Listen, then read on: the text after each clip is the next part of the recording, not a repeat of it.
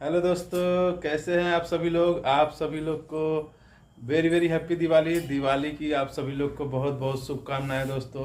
और देखिए इधर मनीषा जी क्या कर रही हैं, आइए आपको ले चलते हैं, दिखाते हैं। और दिवाली के दिन ही भैया दूज का जो पूजा होता है वो भी रखा जाता है। आइए दोस्तों आपके लेके चलते हैं। और देखिए ये मनीषा जी भैया दूज का जो पूजा है उसकी तैयारी में लग गई हैं। और दिवाली के दिन ही इसकी भी पूजा जो कि शुरू होती है शाम को। और ये पूरी तैयारियां कर ली हैं। हेलो मनीषा जी। हेलो दोस्तों, आप सभी लोगों को बहुत बहुत शुभकामनाएं हो दिवाली की और भैया दूज की। तो बहुत बहुत दोस्तों, शुभकामनाएं आप सभी भैया लोग को। दूज तो दिवाली के तीसरे दिन पड़ता है, लेकिन जो भड़ेहर भरा जाता है दिवाली के दिन ही भरा जाता है। तो मैं वहीं भर रही हूँ भड़ेहर।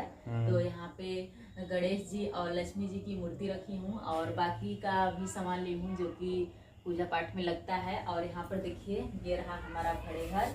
अभी इसमें हम भरेंगे ये सब लाई चूड़ा। अब हम पूजा शुरू करते हैं। सबसे पहले हम कलश की स्थापना करेंगे।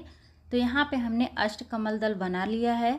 अब इस पर हम रखेंगे कलश और इस कलश में हम फूल डालेंगे, चावल डालेंगे, हल्दी डालेंगे और गंगा जल डालेंगे। इसके ऊपर से हम एक दियली रख देते हैं और इस दियली में चावल भर कर रख देते हैं। इसके ऊपर से एक दीपक जला देते हैं। तो यहाँ पे हमने कलश की स्थापना कर दी है। हम कोई भी पूजा करते हैं तो कलश की स्थापना जरूर करते हैं, क्योंकि कलश में ही सभी देवी देवताओं का वास होता है। तो सबसे पहले हम कलश की पूजा कर लेते हैं और श्री गणेश जी और लक्ष्मी जी की पूजा कर लेते हैं। अब हम धूप अगरबत्ती और दीपक जलाएंगे, श्री गणेश जी और माता लक्ष्मी जी की पूजा करेंगे और आरती करेंगे। अब हम भड़ेहर को भरते हैं। यहाँ पर हम लाई लिए हैं, लाई को 5 बार 5 मुट्ठी से भरते हैं। और इसके बाद जो दूसरा है भड़ेहर, इसमें भी चूड़ा भरते हैं और धान का लावा भरते हैं। इसके बाद जो तीसरा भड़ेहर है इसमें हम चना और सुपारी भरेंगे। तो यहाँ पे हमने भड़ेहर को भरकर तैयार कर दिया है। पूजा हमारी समाप्त हो गई है। अब भगवान जी से क्षमा मांगते हैं, अगर हमसे कोई गलती हो तो माफ़ करिएगा। दिवाली के तीसरे दिन गोवर्धन पूजा की जाती है और गाय के गोबर से जमीन लिपा जाता है। गाय के गोबर से आकृतियाँ भी बनाई जाती हैं। तो यहाँ पर हम वर्गाकार गाय के गोबर से आकृति बनाए हुए हैं और इस आकृति के बीचों बीच हम अनेक प्रकार की छोटी छोटी आकृतियाँ बनाए हुए हैं। यहाँ पे सांप है, बिच्छू है, पोखरा है, गंगा जी हैं और बाकी भी छोटी छोटी आकृतियाँ बनाए हैं। तो चलिए दोस्तों, अब पूजा की तैयारी करते हैं। यहाँ पे हम तैयार हो गए हैं। आज हम पीली वाली साड़ी पहने हैं। ये साड़ी आप लोगों को कैसी लग रही है आप लोग मुझे कमेंट में ज़रूर बताइएगा। तो चलिए दोस्तों, अब चलते हैं जहाँ पर हम गाय के गोबर से आकृति बनाए हैं।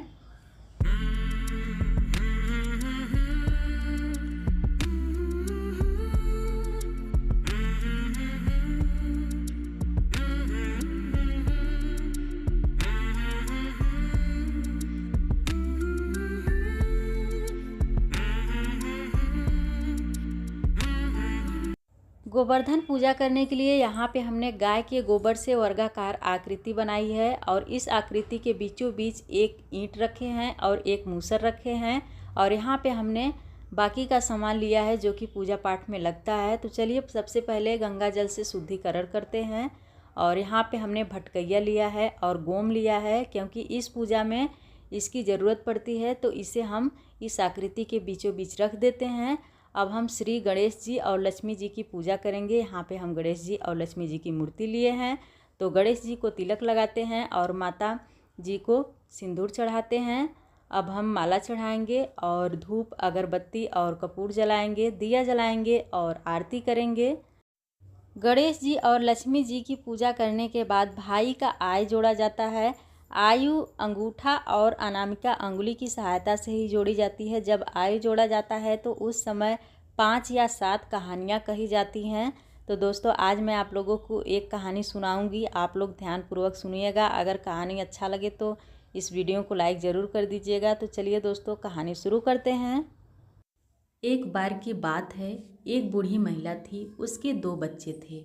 एक लड़की थी और एक लड़का था। दोनों भाई बहन आपस में खूब लड़ते झगड़ते थे।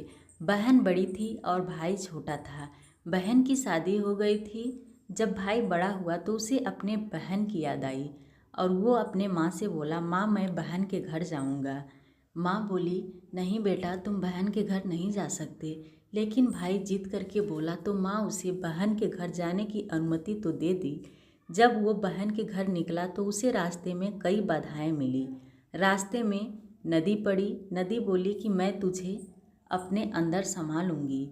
भाई बोला कि हे नदी माता, आप मुझे जाने दीजिए, मैं अपने बहन के घर जा रहा हूँ। जब मैं उधर से लौटूंगा तो आप मुझे समा लीजिएगा। तो नदी बोली कि अच्छा जाओ जाओ, तुम जब आना तब मैं तुझे संभालूंगी। तो भाई निकला। फिर रास्ते में उसे एक सर्प मिला। सर्प बोला, मैं तुझे काट लूँगा, मैं तुम्हारा काल बन के आया हूँ। भाई बोला कि आप मुझे मत काटिए, मैं अपने बहन के घर जा रहा हूँ, मैं अपने बहन से बहुत प्यार करता हूँ। तो सर्प बोला, अच्छा ठीक है जाओ। तो भाई बोला कि हम आएंगे तो आप मुझे काट लीजिएगा, मैं अपना प्राण त्याग दूंगा। सर्प भी रास्ता छोड़ दिया और भाई फिर से अपने बहन के घर जाने लगा। फिर रास्ते में एक भूखा शेर मिला जो कि दहाड़ते हुए भाई की ओर आया खाने के लिए। तो भाई दूर से ही बोला कि आप मुझे मत खाइए, मैं अपने बहन से मिलने जा रहा हूँ, जब उधर से लौटूंगा तो आप मुझे खाइएगा। तो शेर बोला, अच्छा ठीक है जाओ, मिल के आना तब हम खाएंगे। भाई बहुत ही खुश हुआ और वो अपने बहन के घर पहुंच गया। बाहर से ही आवाज़ लगा रहा है, बहन बहन। लेकिन उस टाइम उनकी बहन सूता काट रही थी और सूता उनका टूट गया। तो बहुत ही अशुभ होता है, सूता टूट गया तो उस टाइम बोलना नहीं चाहिए। वो तो उनकी आवाज़ सुनी, अपने भाई की आवाज़ सुनी, लेकिन उस टाइम नहीं बोली क्योंकि उस टाइम अशुभ होता है, भाई के जान पर खतरा रहता है। तो उस टाइम नहीं बोली और भाई गुस्सा होकर फिर से उनके दरवाजे से अपने घर की ओर लौट गया। और वो सोचने लगा कि माँ ठीक कह रही थी कि मत जाओ बहन के घर। वो नाराज़ होके फिर से लौट गया और वह भाई सोचता हुआ जा रहा था कि माँ ठीक कह रही थी कि आप मत जाओ अपने बहन के घर। उसी टाइम उनकी बहन का सूता जुट गया और वो दौड़ते हुए अपने भाई को देखकर खोजते हुए आ रही थी।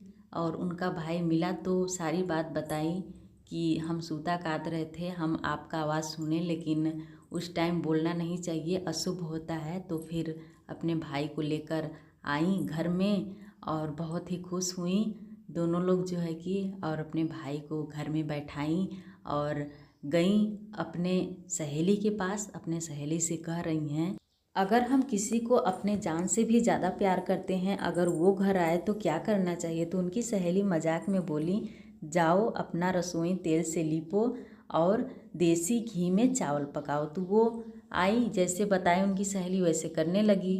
अब न तो उनका रसोई सूख रहा है, न तो चावल पक रहा है। घी में कभी चावल पकता है। तो फिर वो आई, अपने दूसरे सहेली के पास गई और वो कहने लगी कि न तो मेरा रसोई सूख रहा है, न तो चावल पक रहा है। तो उनकी सहेली बोली कि जाओ पानी में चावल पकाओ और पानी से अपना रसोई लीपो, कभी तेल से रसोई लीपा हुआ नहीं सूखता है। तो आई, वैसे बनाई और अपने भैया को तरह तरह के व्यंजन बनाकर खिलाई। उनके भैया खुश हुए और अपने बहन से बोले, बहन अब मैं घर जाऊंगा, माँ अकेली होगी। तो बहन उनको सुबह में उठी और चावल पीसी, उसका लड्डू बनाई। लड्डू बना के अपने भैया को दी कि भैया आप रास्ते में जाइएगा तो पानी पीते हुए जाइएगा। तो वो तो अपने भैया को दे दी। उनके भैया चले गए वापस घर की तरफ और कुछ लड्डू रखी थी अपने बच्चों के लिए। जब सुबह उठी तो उनके बच्चे उठें तो वो लड्डू दी खाने के लिए। तो बच्चे देखें कि हरा हरा लड्डू, तो जाके वो जहाँ पे पीसी थी चावल, जांत में देखी तो वहाँ पे जो है कि एक सर्फ भी पिसा गया था उसी में हरा हरा। अब वो बहन फिर दौड़ते हुए आई अपने भाई के पास और बोली कि भाई आप लड्डू मत खाइए, और हम जो है कि अपना बात बताएं कि सर्फ पिसा गया था। तो वो लड्डू फेंक दी और वहीं पे जो है कि अपने भाई से बात करने लगी। तो भाई बोला कि बहन आप मुझे कहाँ कहाँ बचाओगी, मेरा मौत अब तो बचा ली, लेकिन कहाँ कहाँ मुझे बचाओगी। दोस्तों इसी तरह से 5 कहानियाँ कही जाती हैं। कहानी समाप्त होने के बाद ये सब जो रस्म होता है ये सब किया जाता है। यहाँ पर भटकैया का काटा है, जितने भाई रहते हैं उतनी बार 5 बार जो है कि जीभ में धंसाना रहता है, तो यहाँ पे मैं 5 बार धंसा लेती हूँ क्योंकि मेरे पास एक ही भाई हैं। अब हम भगवान जी से प्रार्थना करेंगे कि हे भगवान, अगर हमसे कोई भूल हो तो उसे क्षमा करिएगा। आज का हमारा ये वीडियो यहीं पे समाप्त होता है। वीडियो कैसा लगा आप लोग मुझे ज़रूर बताइएगा। तो चलिए अब हम फिर मिलेंगे ऐसे ही एक नए वीडियो के साथ। तब तक के लिए आप सभी लोगों का बहुत बहुत धन्यवाद।